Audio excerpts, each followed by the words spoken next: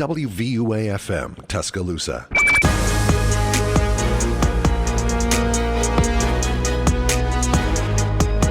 Welcome into the Full Court Press Podcast on WVUA 90.7 FM, the Capstone, and welcome to episode 15.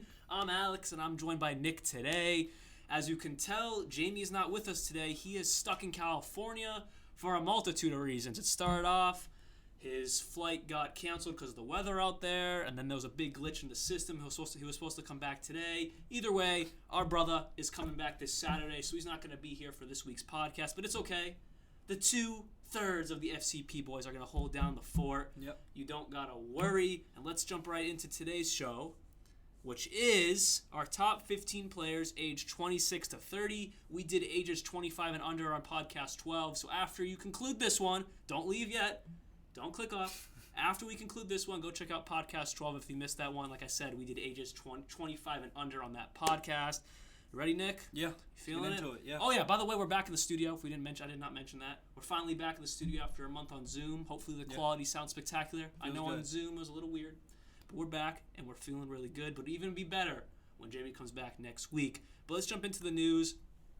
Last week I touched on the Damar Hamlin situation. Obviously, it's football related. I just want to give a quick update. I didn't want to leave everyone in the dark. So he's finally been released from the Cincinnati hospital. He was transferred to a hospital in Buffalo, where obviously his team is and where he resides. And then today I saw he was released from the hospital, which is great news. All his brain activity is good. He's awake. He was FaceTiming, tweeting. He's been posting on Instagram. Yeah. Damar Hamlin seems to be perfectly fine. This is great news, Nich. Yeah, it is. I saw a couple tweets from him, but I mean that was like big news, you know. It was big. Even my 88-year-old great grandma knew about it. So. Yeah, everyone from his 88-year-old great grandmother to a 1-year-old knew about it. So great news for Damar Hamlin and the Buffalo Bills. Not great news for my New England Patriots. It was a good game, but the Buffalo Bills came out on top and ruined our playoff chances this past weekend because they were playing for number 3 Damar Hamlin. But it's okay. I get it. But let's jump into the NBA because that's what we're all about. 422 points away. It's Mr. LeBron James from Kareem Abdul-Jabbar. You know the weekly tradition. Nothing new. Like I said, 422 points away. Not too much of a difference from last week because he's been out for a little bit. Is he sick?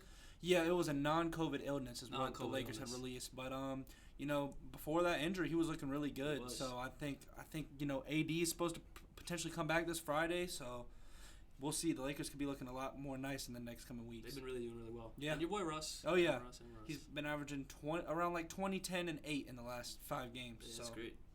Some injury news. We got a few today. I have not talked about this man. I honestly forgot he was even existed in the NBA realm or even on this planet. But Jonathan Isaac is playing G League games right now and is nearing his NBA return after not one, but not even two plus seasons out of the NBA. Last time we saw John Isaac was in the NBA bubble in Disney, which feels like yesterday. Yeah. But it's been almost 3 years, which is insane. I know he had that whole controversy with him standing for the national anthem. We're not going to get into that. We don't need to talk about that. But that was the last time he was really relevant, and then he had his ACL injury in the bubble, and he's been out since August 2nd of 2020. 3 calendar years, because it's 2023. Not 3 full years yet, but 3 calendar years. 3 calendar years. What do you feel about Jonathan Isaac coming back? I mean, I'm really happy for it. You know, he's kind of getting up in that age now. He got a big contract a couple years ago, but I think that, the Orlando Magic, they kind of need to just get some of those guys like Gary Harris, Terrence Ross, get some of those guys off the roster, including Jonathan Isaac, for maybe some picks. I think he could really benefit a team like, the Golden State Warriors or the Sixers, the Bucks. A lot of teams could use, that defensive presence, like him on the Bucks. I think he'd be a better fit because you've been talking about some trades for Tobias Harris. And I've never really been big on him. You talk about Fournier and you talk about Cam Reddish. Yeah. But if you guys got John Isaac, a pure defensive presence, because he's always been known for his defense, and his offense has been all right. But really, his defense is spectacular. Yeah, and he can shoot the ball a little bit too. I mean, he's like Tobias Harris is a very inconsistent shooter, and Jonathan Isaac is as well. But with the defensive Isaac, that's a lot. Especially with Embiid obviously being your number one option. Yeah. Harden, and then Max, who's been struggling. We were talking about earlier, he's struggling of late, but I mean, he's still going to be our pure offensive scorer. So catch and shoot. So if you can get John Isaac for some defense, I mean, we need some more guys like that. High volume defense. Paul Red, Montrezl Harrell, D'Anthony Melton. Those guys are really what is like the tank to our engine to winning games. So that's a good idea. Yeah. I mean, it's not like any confirmed sources or anything. I don't even think there's talks about a trade, but that's a good idea. Yeah. You guys should listen to us, the 76ers and the Magic. Let's make that Daryl trade Morey. happen. Daryl Morey. Other injury return as well. After a full year of rehabilitating an ACL tear in his left knee, Cavaliers guard Ricky Rubio is targeting return against the Trailblazers on this coming Thursday. That means yesterday because this podcast comes out every Friday. So yesterday, Ricky Rubio returned. We don't know what happened yet because we recorded this on a Wednesday. But with that said, how you feel about Ricky Rubio coming back to a Cavs team that is already really good, but they could use this veteran presence? I think a lot because I don't know who's really been playing the backup point guard for them this year. I don't know who it is, but Delly maybe, but he hasn't even really played. Yeah, it might be. Oh, no, he's on the Kings. Oh yeah. He was. I think last year or something like that. Year, but yeah. Rubio before the injury last year, when him and Rondo were going back and forth with that, because Garland was missing time last year, so Rubio was really at the top of that, and they were making a play-in run. So Rubio, I mean, he's one of the best playmakers in the league, but having him off the bench with the best playmaker, one of the best playmakers in the league already, I mean, that's big time for this Cavs team. It is big, especially his playmaking role. He's not going to give you a bunch of buckets. He can score, but really just passing the rock to Karis LeVert off the bench. That's a really good duo off the bench. That's a lot of points getting created by them too. I like that one. Now some actual injury news. We talk about two guys returning. This is a guy leaving for some time. Spurs guard Devin Vassell will undergo arthroscopic procedure on his left knee. I always mess up arthroscopic. I gotta learn that word. But anyways, Vassell was averaging nearly 19 points a game for the Spurs, and there was really no timetable on this injury. So I looked up what's a normal time for. I'm gonna try it again. Arthroscopic procedures on a knee. I think I got it right that time. It's around 6-week recovery. And then in my head, I'm not a doctor. That's for like an average person. If you or I got that procedure, it'd be 6 weeks. But we're not premier athletes, jumping, running, sprinting, all this type of stuff on an NBA floor, playing guys twice our size. So I'm going to say it's probably around a 6 to 8 to 12, if not double that. Yeah. Obviously, there's no timetable yet, but this sucks for the Spurs. I agree. Not that they were contending for anything. And honestly, it might help them for the Wembanyama sweepstakes and get that number 1 pick. But with that said, Vassell has been taking those minutes he's gotten with, because they have no superstars around him. It's been him and Keldon Johnson. They've taken those minutes, they've taken those minutes by storm, and they've been doing really well this year, especially Vassell. What do you think about this? Yeah, I mean, I like Vassell a lot. He's a great shooter, and he benefits a lot to the Spurs. But I mean, like you were saying, this will benefit them to tank a little bit more down. Of course, I think they're like the 14, 15 seed, something like that. So I mean, lose as many games as possible and get Wemby or get Scoot Henderson would be good for them too. He'd be good because they don't really have Trey Jones is their point guard. Yeah, and I mean, really him and his brother, they're backup point guards. That's what they do. Yeah, I mean, it just sucks because Devin Vassell, like I said, they have no superstar. The Spurs. DeMar DeRozan's long gone. Kawhi's obviously long gone. That whole reign is long gone. And Vassell and Keldon Johnson, but I mean, I guess we'll stick with Vassell. They have taken those 25, 30-plus minutes a game, and they are turning into young not superstars, but stars in the young league. Good players, Young good players, which is really good to see. And now the biggest injury, I'm sure everyone's heard about this one. Kevin Durant is expected to be sidelined. It started off as 2 weeks. It's now a month with an MCL sprain of his right knee. Sucks. I mean, I will say, when I heard this news, I don't pray anyone's downfall. I do not pray anyone's downfall. Unlike Nick. I'm kidding. But I will say, when I saw this, I was like, phew, we don't have to play Kevin Durant in the Nets Thursday. Again, that was yesterday for you guys because the podcast comes out on a Friday. But I was scared for that game because KD, Kyrie been on fire lately. The Nets have been on fire, so I was kind of nervous for that matchup. But now that KD's out, I can take a sip. I can take a seat. So...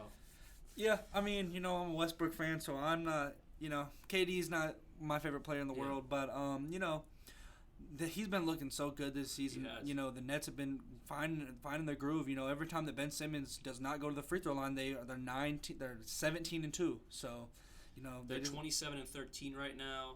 They've won 9 of their last 10. That's crazy. They're killing it. They're doing good, but I mean, to me, KD, I don't know if him being out, I don't think you can win with Kyrie and Ben Simmons. Or if you can, it's not, as successful as, you are going to be with KD. But yeah. I mean, just Ben Simmons isn't even like he's a defender. 1, 2, 3, 4, 5. There's 6 guys that score more points than Ben Simmons. And that's not even Kevin Durant. It'd be 7 with Kevin Durant. Yeah.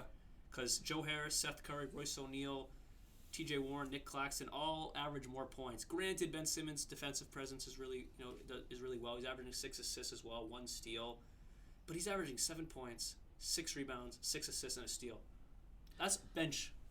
No, it is, yeah. But I mean, whatever. He's playing with all this. I mean, there's really not a bubble over his head anymore. I mean, he doesn't have any eyes on him as much. He's not on the news as much as he was. So it's just crazy. He just where's plays that lags. Where's that 28-8 player? Yeah, exactly. That we had. Yeah. But it's whatever. I'm fine with it. We won the trade. For sure. I mean, I feel like we did, but I mean, Maxey's better than Ben Simmons ever was for us, in my opinion. 1,000%. Maxey is one of the best young players in the league. 100%. So. And you got great value. What did we get him at the 21st pick? We gave him 1 pick and Ben Simmons for Harden. No, but where was Maxey picked? Oh, wow. We got him at like 29 or 30. That was a big steal. One of the biggest steals of that draft. Yeah. Now getting to some trade/waves/signing news. A little bit of both here. Let's start off with some trade news. The Boston Celtics traded away.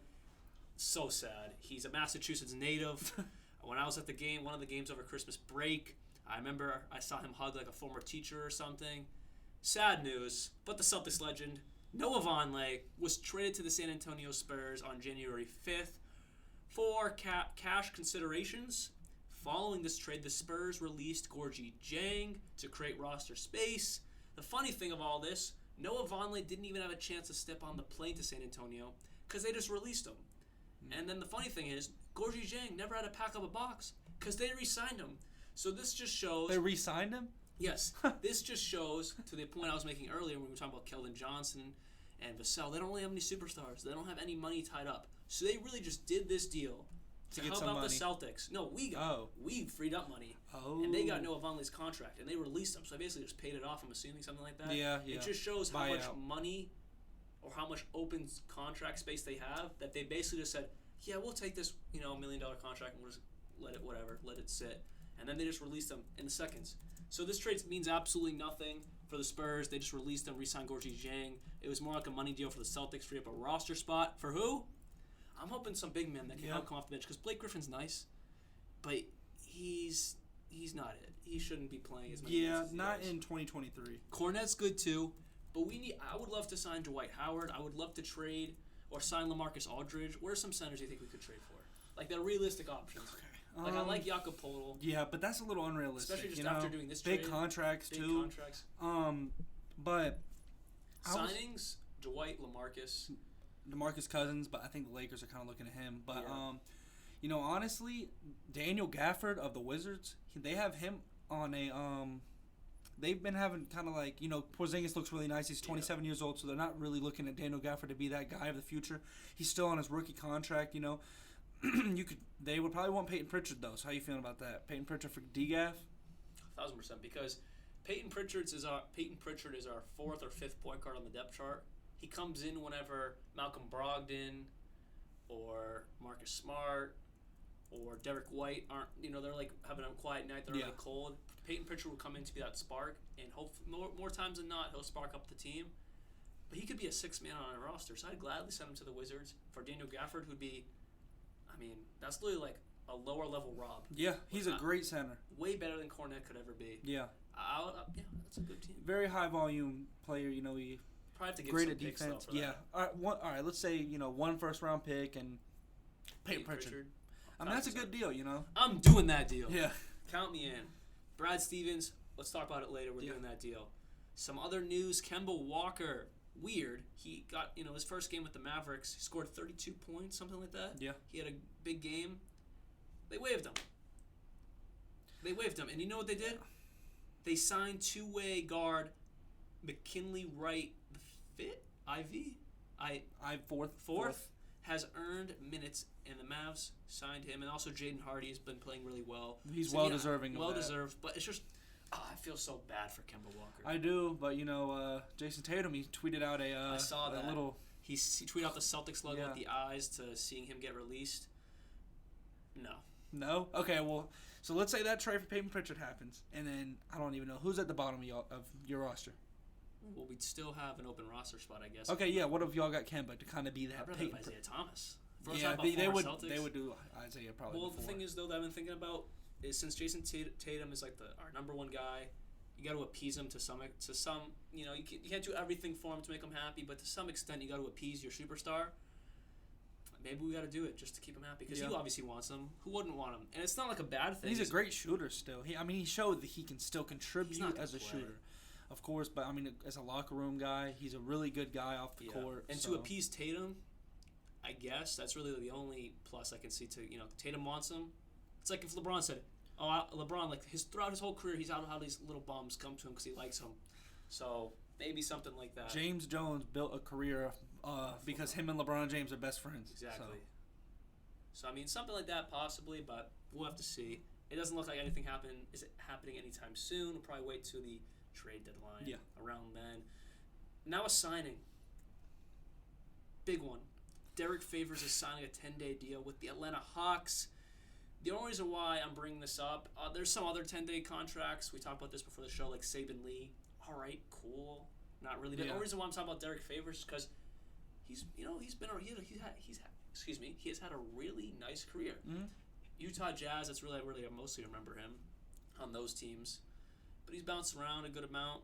OKC, Brooklyn. Like I said, the Pelicans. But the chunk of his career was with Utah. Yeah. And then he's been out of the league for a year, if that. Little less. All this year, obviously. Yeah, this whole let's season. see what he does with Atlanta. I mean, let's see if he can need that Trae Young. Yeah, but I feel like they kind of need that presence. Onyeka Okongwu, they obviously want to develop him to be that backup center, but he's just small. He's 6'8". I feel like he'll benefit more of being a power forward. I feel like they want him to be Montrezl Harrell, but he's not Montrezl Harrell. Yeah. But yeah, Derek Favors, he's a great presence under the rim. He's gonna grab you 5 rebounds off the bench and maybe get a block. So yeah, I like that move for them. They need some. Yeah, they need some veteran presence. We got some Lakers news. Yeah. What is that? Okay, so Austin Reeves and Wenyen Gabriel, both last season before the free agency, had gotten kind of like a weird contract. Like I don't know what it's called, but they don't get a fully guaranteed contract. So it's like a non-guaranteed contract. Like Kevin Porter. Yeah. We talked about that earlier. It's just like that. So they both, Austin Reeves, who has been playing very well, who has some All-Star votes, top 10 in that. We'll get to that next. He's well deserving of that. And of the All-Star votes? Oh, no. I'm kidding. But of getting his contract renewed and Wenyen Gabriel, they both played such a big role in this Lakers roster. Those two come off the bench with Westbrook, so that's where most of my eyes are towards. That bench squad. But I really like Austin Reeves' shooting, his defense, his high energy, just style of basketball, something that we don't see that much, anymore. So I think that he deserves that. Wenyen Gabriel, obviously a very good player, but Austin Reeves, he's going to be looking for a big contract this summer, I think. I agree with that. Jumping into, we'll talk about this briefly. The first round of All-Star votes came out, and we're talking about this for really one main reason. Nick kind of alluded to it a few seconds ago.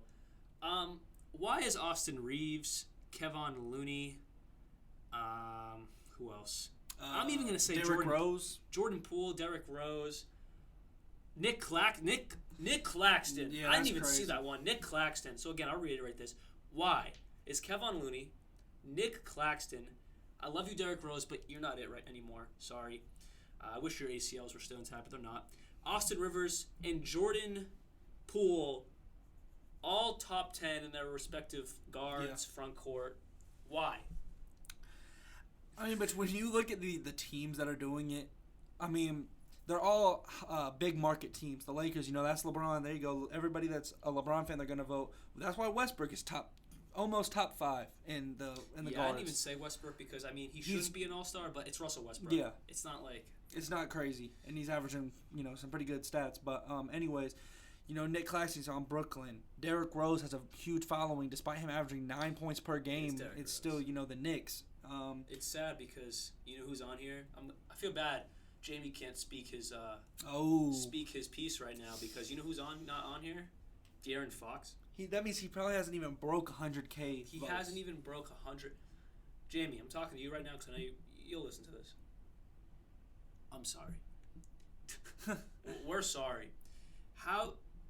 Fox has not even broke 100,000 votes. Jordan Poole's at 138. Austin Reeves is at 144.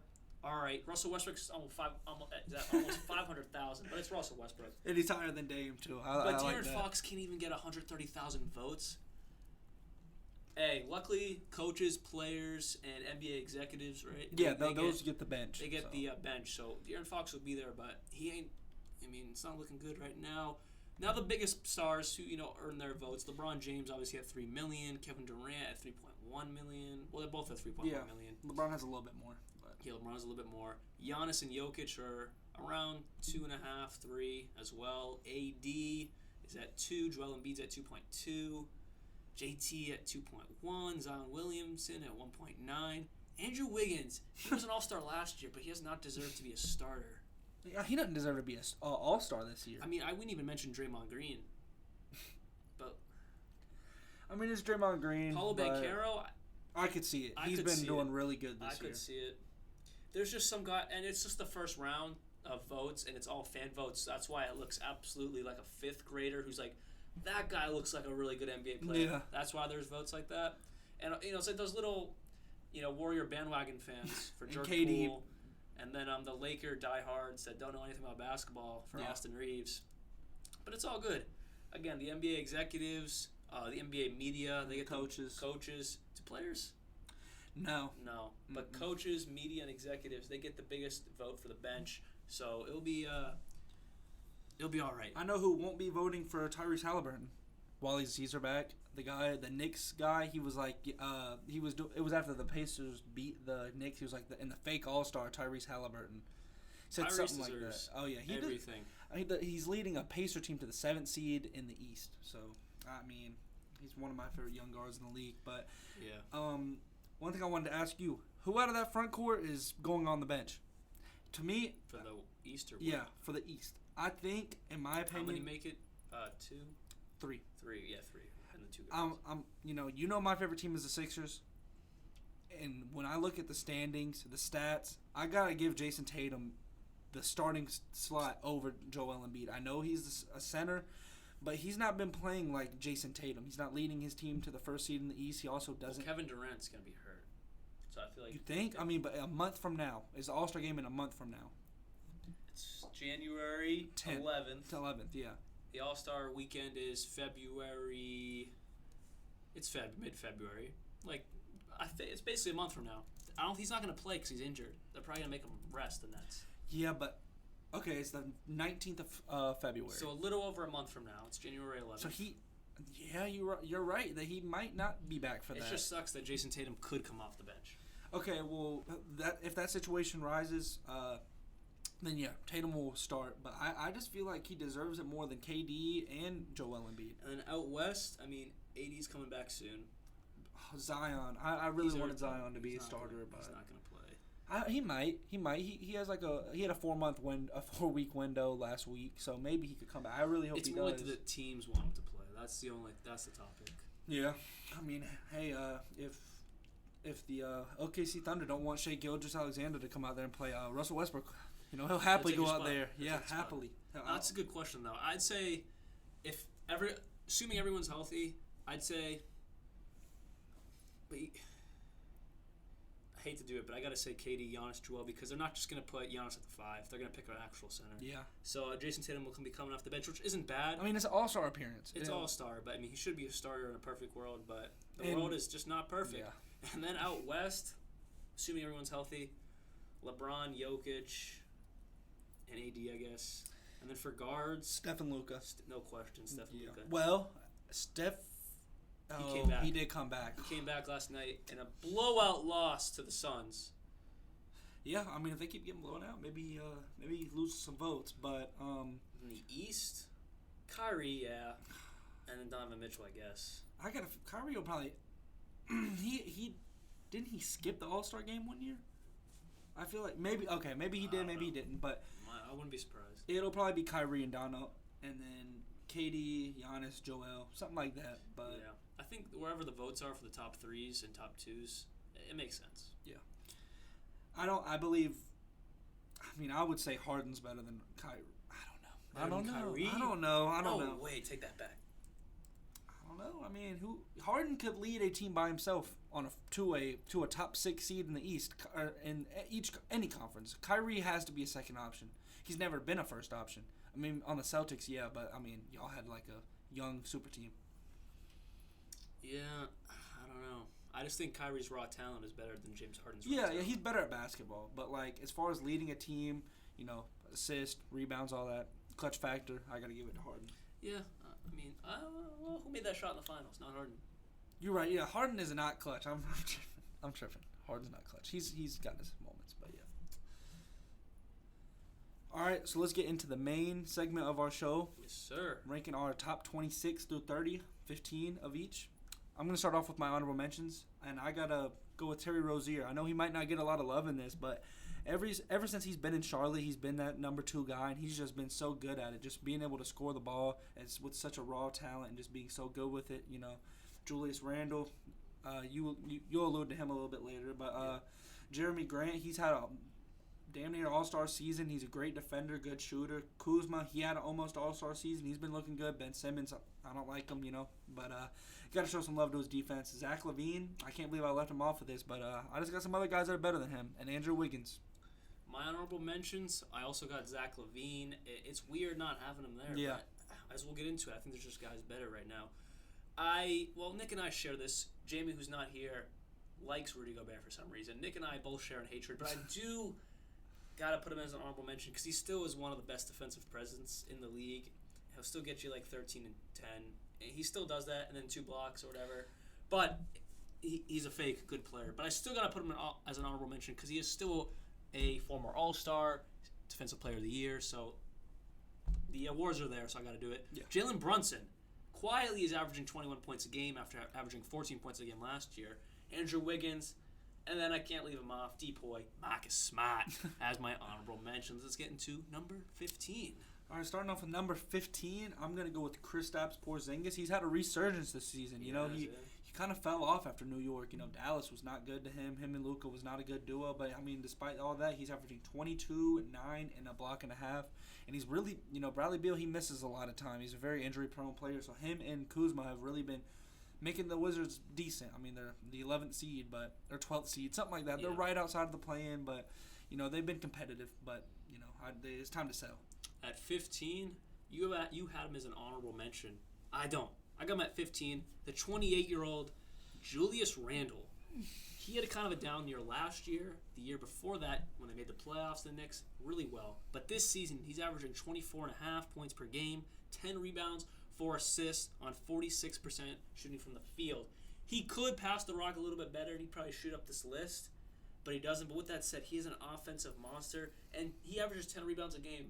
And if I'm not mistaken, he is one of the best, because I remember we talked about this in a previous episode. He's one of the best offensive rebounders, getting second chance points for the Knicks team. That they're doing pretty well. Yeah, 7th seed in the East. 7th seed playing. That's really good. That's very surprising. Very surprising. But with that said, he gets a lot of offensive rebounds compared to other players, getting second chance points for the Knicks, like I said, and he's earned his spot in the top 15. He just cracks it. Obviously, there's 14 guys better, but I'm very pleased with Julius Randle. He's a very serviceable player. Yeah, he's a top 5 New Orleans Pelican of all time. He seriously is. There's a very, not good team necessarily as far as history, but, you got AD, Chris Paul, and then David West, some other guys. Is he an all-star there? No. But, he was very good there, level, yeah. Number 14, this might come as a shocker, but as Devin Booker has been out. You got Booker at 14? No. Mikal Bridges. Oh, okay. One of the best perimeter defenders and shooters in our league, averaging 16 points per game on 40% from downtown. Without him, they don't make the finals a couple years back. He was defending everybody's best player. He's, like I was kind of saying about Austin Reeves, he plays that high-volume defense, getting those, boards going down, shooting threes, doing what he has to do, the dirty work. But as far as, just an overall game, he doesn't really have, the offensive talent of a superstar, but he's really good. He can still give you 16 points per. So I like that, but I have someone who plays just as good defense as Mikal Bridges, but his offensive game and his playmaking game are better. Give me DeJounte Murray at 14. Okay. The 26-year-old from the Atlanta Hawks averages 20 points a game, 6 rebounds, 6 assists, 45% from the field. He's a little light on the assists this year. Yeah. That's because Trae Young's averaging around 10 assists, so he's passing the rock a little bit more. But when you're averaging 6 assists, when your other guard mate is averaging 10 assists, that's still you're pretty doing good. things right. And he's averaging almost 2 steals a game. DeJounte Murray does it all defensively like Mikal. Do you have DeJounte on yours? Yes. Better, yeah. Better? Way better, yeah. Really? All right, so I guess I have him a little high lower on than you. him, yeah. I just don't have Mikal. But I will say DeJounte Murray plays great defense. great defense. Better at stealing the basketball. I like Mikal. He just didn't even crack my list or honorable mentions just because his offensive game is just lacking. Yeah. He can shoot the ball, but I'm really high on him and his, clutch factor, defense, all that good stuff. But number 13, I've got Wizards superstar Bradley Beal. I got him at 13 as well. Yeah, okay, yeah. So, he's kind of just cracking it. 23 points per game. He's very injury prone at this point. I remember the only really non-injury prone season was whenever Russell played with him. So, other than that, the last 2 years he's not been all that great. He was averaging. He was the scoring leader when Russ played with him. Yeah, and obviously that's because he's got the best playmaker in the league. But but anyways, Bradley Beal, he's kind of just aging out of this contract that he has, but obviously he can still put up the points. Got a long way to go. I know. $50 million a year. Yeah, that's crazy. Close to. It's probably in the 40s, but I also got Bradley Beal at 13, 29, and it's sad because I just wanted him to come to the Celtics so bad. Not now that Jaylen Brown and JT are really and Brogdon. But 3-4 years ago, I wanted him so bad. With Kyrie and that would have been crazy. That would have been crazy. He is just. He's chosen this. He's chosen this road. This mellow. He's chosen this bag, which hey, get your money, Dame Lillard, Steph Curry. But the difference is at least Dame Lillard has been on competitive teams. Stephen Curry, obviously, four-time champion, one of the best point guards of all time. Bradley Beal had some competitive times early in his career with John Wall, Marcin Gortat. That season with Russ, he was pretty good. With Russ was all right, but especially back in the day with those tough playoff matchups against the Celtics and all that. He's just slowly phasing out of the league, and he's only 29. Just because he's on a bad team, and he gets hurt, and he's only averaging 23 points a game. Where before, when he was on a bad team, he was averaging 31. Yeah. It's not the same anymore. I don't know. Free Beal. If he can just go, he's a great 3-point shooter. He can go. He can mix onto any team in the league and just sit there in the corner, shoot threes, and average probably 18 points per. Yeah. He could go on any team and get you buckets. Yeah, I agree with that. I like that. Number 12, I got Domas Sabonis. He's averaging 19 points per on very efficient 62 points from the field. 62 points, 62% from the field. Yeah, my bad. But, you saw how bad the Kings were last year. But now they're just so much better. I think they're 5th seed in the West, and the West is a very tough conference, So the way that he's been able to just add so much to the team whenever I was really down on them, thinking, this is not going to be nothing for them, Just a very lackluster defensive center who has proved that he is a very good center to me this season. And they have such a well-ran defense. Mike Brown has really done the team well, with that defensive scheme that he has, and guys like Keegan Murray, Mitchell, and just that whole bench squad. Whenever they kind of get D-Fox out of there and move Sabonis in there with that bench squad, that's one of the best defensive teams in the NBA. I would agree. We were talking about this before the show. Domantas Sabonis, I'm not comparing him to Jokic. I'm saying he's kind of like a mini Jokic where he'll get you points, rebounds, and a bunch of assists. Not on the level of Jokic. Don't clip me and make me sound crazy. But he's like a mini Jokic. Yeah, I agree. At 12, I hate to put him so far down, but I just don't see him as a level of the other guys anymore. Karl Anthony Towns at 12, age 27. He's one of the best, if not the best, 3-point shooters of all time for a big man. Yeah, of all time. Averaging 20 points a game. He's hurt right now, but when he was in, 20 points a game, 8 rebounds, 5 assists. He's another one who can pass the rock for a big man, which is great. He's shooting 50% from the field. Great shooter, like we mentioned.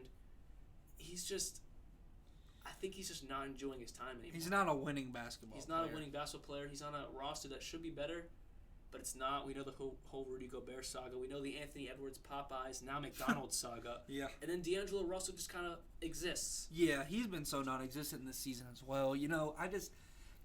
In this league, if you can't play defense, and for one, why has he moved to a power forward being 7 foot tall? He's just too slow for it. They had a perfect thing going with Jared Vanderbilt being the defensive guy. That's what I'm saying. He's 6'10". The defensive presence that every championship team needs for DNA. Celtics, I know we haven't won a championship. We got Marcus Smart, the biggest of them all. Draymond Green, of course. I'll give him his props with the Warriors. Giannis, Dennis Rodman back with the Bulls. Every winning team has had someone who's just Ron Artest. Every winning team with the Lakers. Every winning team has someone who's their job is just get points. Not get points. Just play defense. Play defense, get boards, steals, blocks. Not to jump into video games here, but every time I'm building a championship roster, I get Jared Vanderbilt.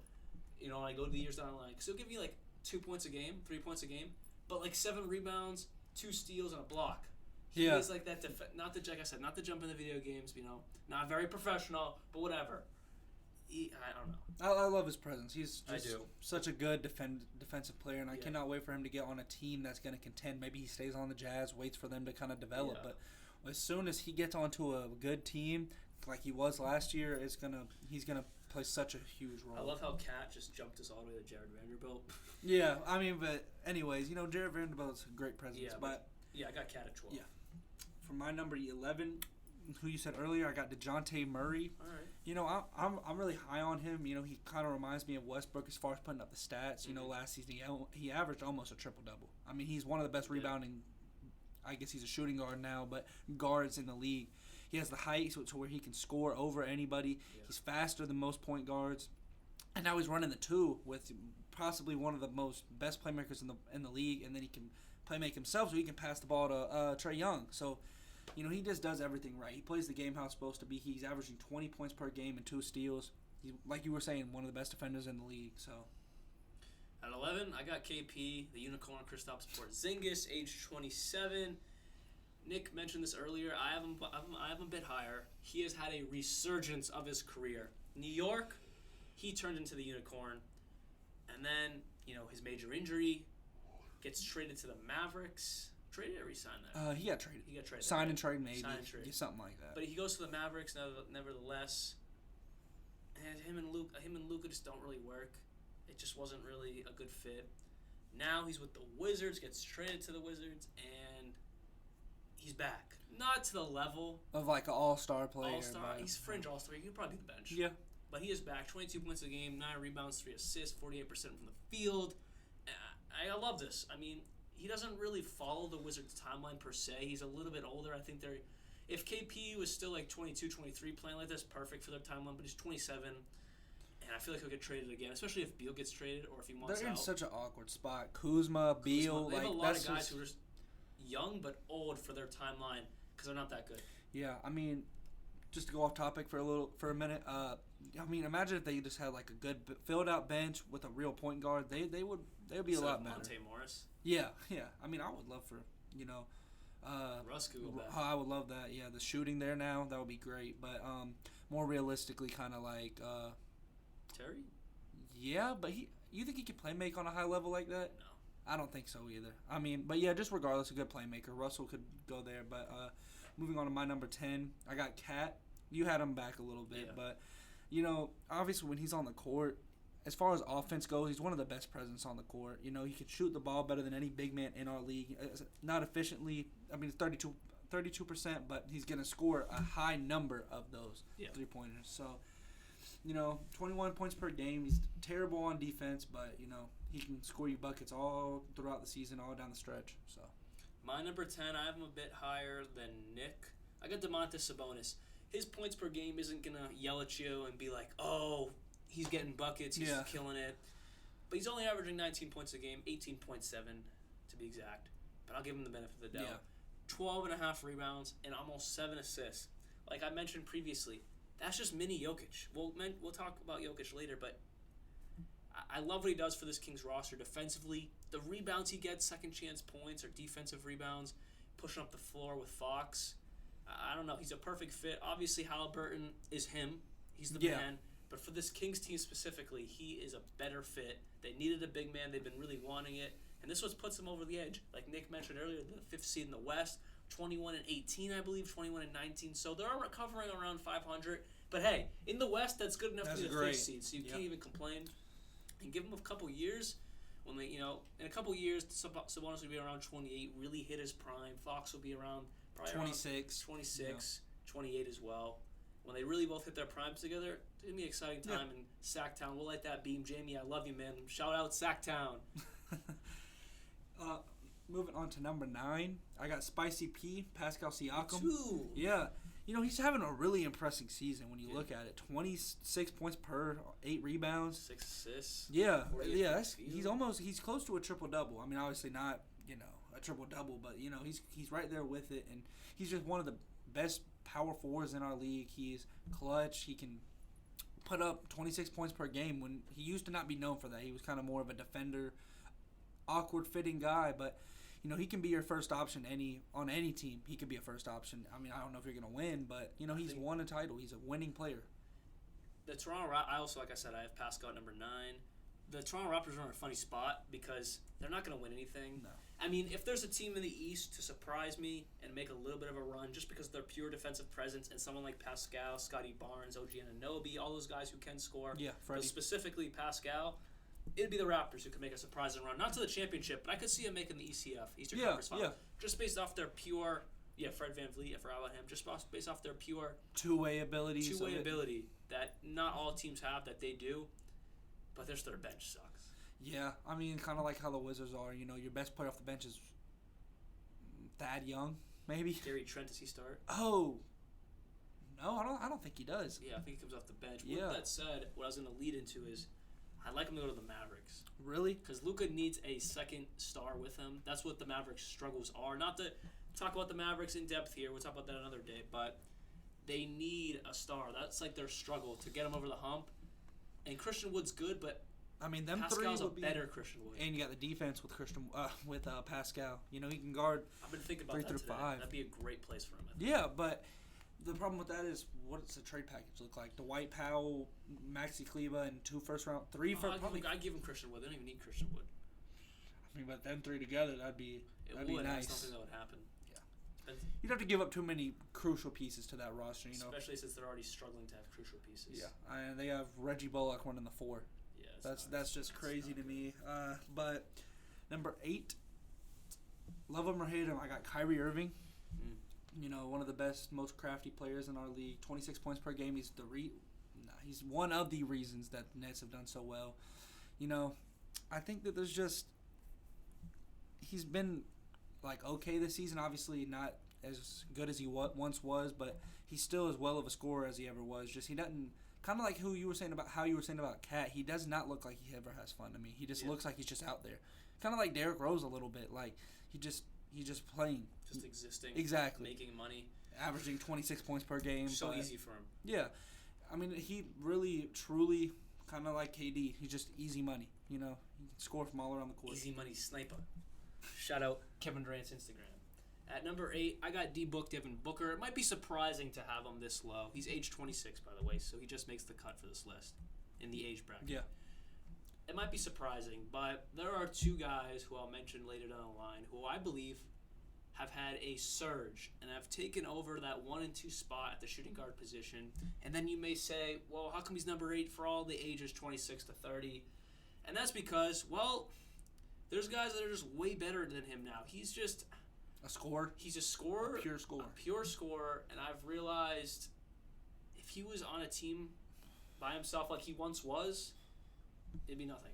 They wouldn't be that good, They wouldn't. That just kind of knocks it off for me. If you put other guys on this list on other teams, I believe they would be a play-in team at the minimum. Pascal Siakam leads a team basically by himself to him. I just think Devin Booker, the defense has never really been there. And the guys above him, and at the shooting guard position specifically, better defense, better scores, better playmakers. All-around basketball, That's it. Better all-around basketball players than Devin Booker. So, I mean, I hate to say it, but I got him at 8. Yeah. I have Devin Booker at 7. Same reason. Kyrie at 7, so we have them switched up. Same exact reasons you were saying, great score, lackluster defense. He's actually a pretty good playmaker. I think what would be beneficial for his career once Chris Paul's out of there is move him to the 1. He could really benefit off of that. I feel like DeAndre Ayton, I don't know what's going on with him and the Phoenix Suns, but, end of the day, Booker's the person that they chose to, run their franchise through, I don't know. Maybe you just got to kind of motivate him a little bit on defense because he can play it whenever he, has, in their run to the finals, he was playing some pretty good defense, but I don't know. Nowadays, it's just not there, I agree. So we switch it up here. I have Kyrie at 7. I just think he's still one of the best scorers in the league without effort. But like I said, he doesn't really look like he's having fun. He's just kind of existing there, getting buckets. They're winning, but he's not better than the 6 guys above him. But it's close. I mean, I could toss him up. I have Jaylen Brown at 6. I could. I don't know. JB could be a first option on. Do you have JB at 6 too? Yeah. I got JB is just like an all-around. And then to jump in and talk about Devin Booker with JB. Devin Booker's a better playmaker, but Jaylen Brown's just a better overall player.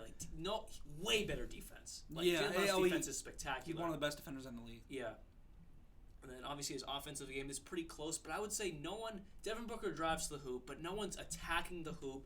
I swear, every time this man attacks the hoop, he'll make some funky layup or dunk, and he'll make it every time. 7 rebounds a game for JB. But yeah, so I got Kyrie at 7, Jaylen Brown at 6. What do you think about that? Because we got a pretty similar list the rest of the way. JB, I mean, of course, I always kind of show my love to him. He's a great mid-range shooter. That's really one thing that he's gotten improved about throughout his career. That three-point game is really improved a lot. He was not a good shooter when he came into the league, but his free throws still suck. Yeah, but I mean, that's with a guy that dominates in driving situations like that. That's how it always is. Westbrook, LeBron, they've always struggled from the line, but Jaylen Brown, he makes up for it on defense. I mean, he was guarding the best player throughout y'all's entire playoff run this past season, and he's doing the same thing this year, and he's hitting clutch buckets. He's scoring. He just has a complete offensive package. He can shoot threes, dunk, just everything. He can play, make the ball. Is flawless, except at the line. You got to work on that. Yeah, but I mean, he's young. He's 26 years old. Give him 3 more years. Even Giannis improved his free throw shooting. If Giannis can do it, Jaylen Brown can do it. I agree with that. Who do you got at 5? I got Donovan Mitchell. Me too. The best true guard in the league. 30 points per game on 40% from downtown. And not to mention, he had 71 points against the, who was it? The Pistons? No, it was the Bulls or something. Regardless, though, Donovan Mitchell, he's just been, ever since he got into the Cavs, he's been just the best player by a landslide. And he's been the best shooting guard in the league. And back maybe a year ago, you wouldn't even think that he was the best shooting guard in the league. You would have gave it to probably Devin Booker. But, Donovan Mitchell, he's proved that he's a winning player, a defensive player, a scorer. He's even now a 3-point threat. You can't leave him open anywhere on the court, because if you leave him an open lane, he's just going to dunk on you. If you leave his guys open, he's just going to pass to him. So at the beginning of the season, Donovan Mitchell wouldn't have been my best shooting guard in the NBA, but he has earned that right. He didn't even have to score 71 points. He's been averaging, like Nick said, 30 points, 4 rebounds, 5 assists. You're like, well, his playmaking isn't great. He's got Darius Garland averaging around 11 He's got assists. the second best playmaker in the league. Yeah, he got the second best after Tyrese Halliburton. So, I mean, what do you expect? But his just pure buckets. And then, on top of that, he did score 71 damn points. So, and the defense is great. And his defense is just spectacular. He's easily the best shooting guard in the league. Clears, yeah. Number 4, I have, before the injury, a deep boy candidate. He was looking like amazing. Anthony Davis, 27 points per game, 12 rebounds, and 2 blocks per game.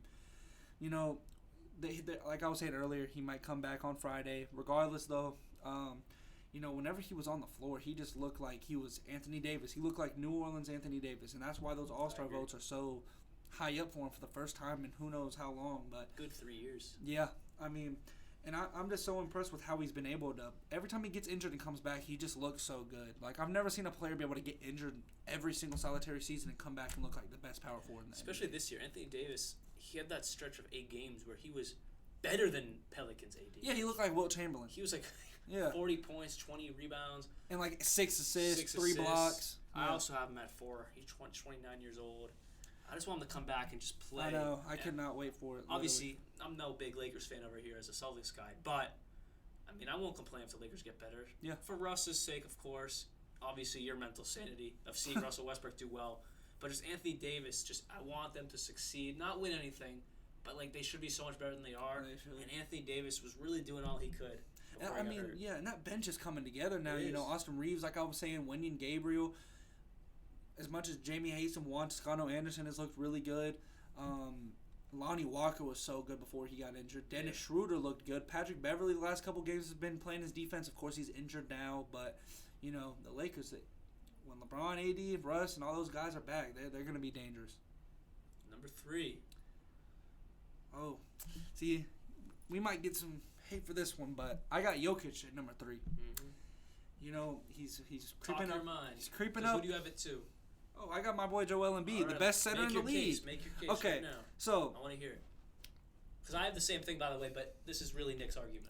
So, of course, the Nuggets are a higher seed, but, I mean, we got Harden and Maxey. But, we also have the Nets, the Celtics, the Bucks, and I think we're the 4th seed or the 5th seed, so something like that. But Embiid is putting up 34 points per game, 10 rebounds, and just being a true center. You know, he's putting up those blocks. He's scoring the clutch buckets. He can sit there and do a clutch. Last year in the playoffs, he did that step back three on the Raptors, and I just feel like as far as all around game, offense and defense mixed together, he's better than Jokic. Obviously, Jokic is the best playmaking center in the history of the league. But you know, I feel like as far as defense, he just clears them so much. Jokic is just not a good defender. That's why they have Aaron Gordon guarding their centers.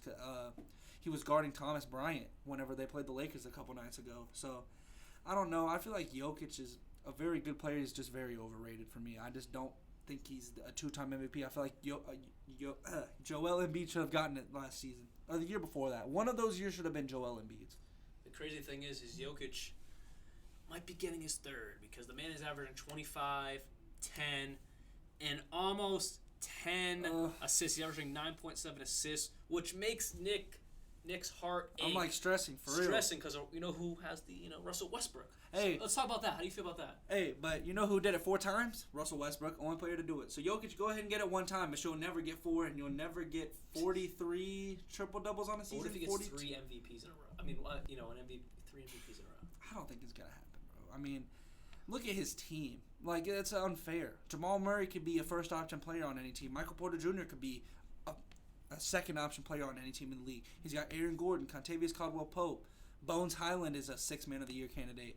He's got all these defensive players and pieces. And all the guys around them can shoot. Exactly. That's Zeke not his Naji. fault.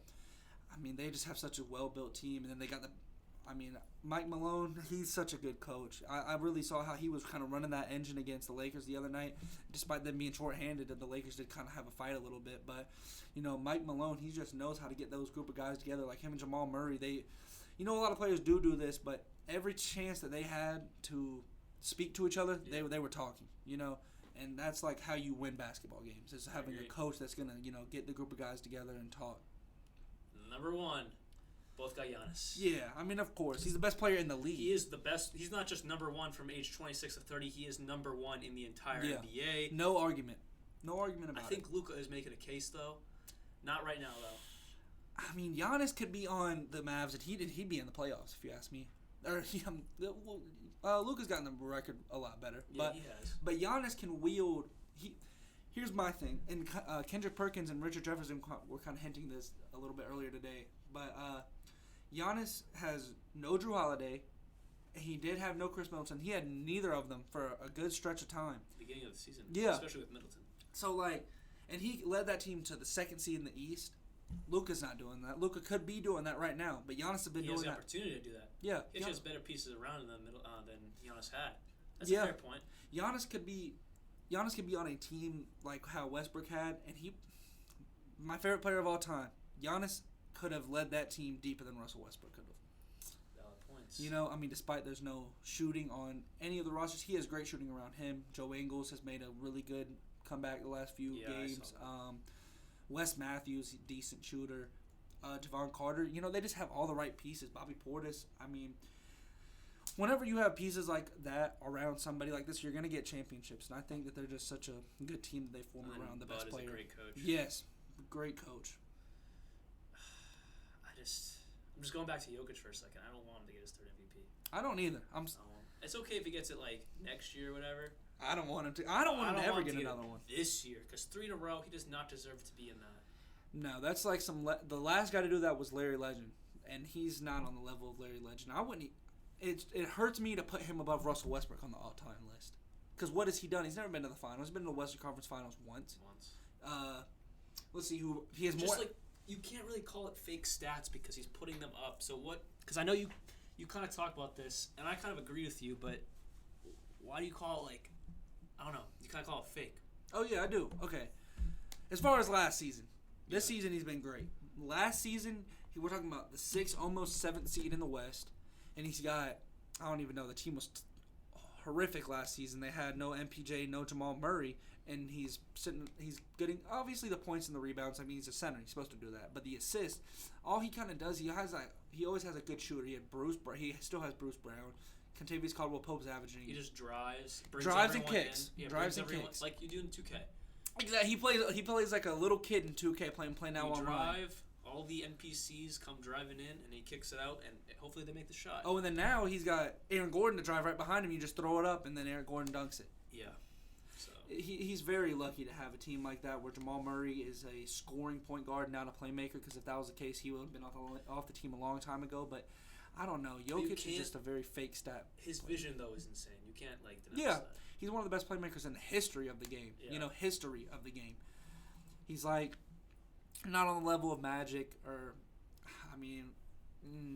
I'm struggling to put him above Westbrook. I just compare them as far as being able to put in the stats. Yeah. But being able to pass the ball, he's just so good at it.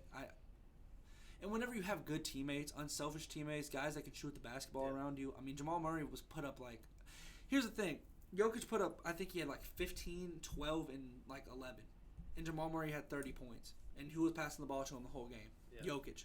And Jamal Murray scores a lot of his points when off inbound.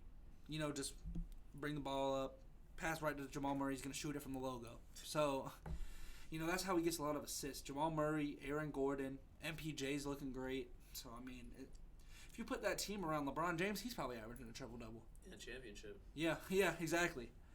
Giannis would average a triple-double next to it. All Harden. the teams are at 41, 42 games roughly, which is crazy. Yeah. Halfway through the season. Who would you say so far to you is one of your most surprising teams? The Kings, because when we did our preseason, me and you had them low. We had them really bad. Preseason predictions, I forget exactly where I had them. I had them at 10. You had them at 9. I think I had them right at the play-in. But the thing is, I originally had them out of the play-in, and Jaime started convincing me, but I was not that good. But I think I had them around 9 or 10, right at the play-in.